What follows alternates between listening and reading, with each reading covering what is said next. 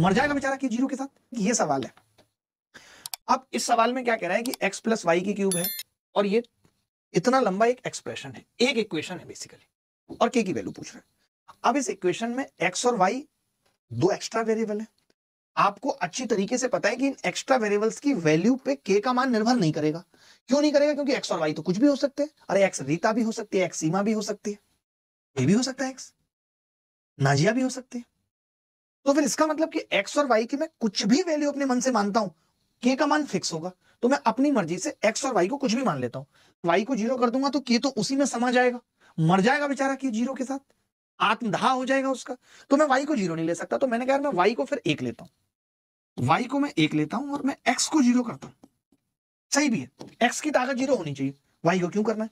आपने कहा कि y को अगर हमने 1 लिया और x को जीरो, तो ये 1 की क्यूब, ये 1 की क्यूब है, ये -1 की क्यूब होगी तो ये +1 की क्यूब ही हो जाएगी सीधे सीधे।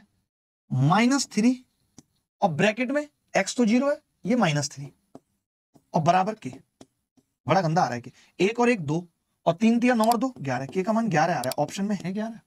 हाय राम है, अगर नहीं होता तो मुश्किल हो जाती। कई लोगों का 11 आ रहा है।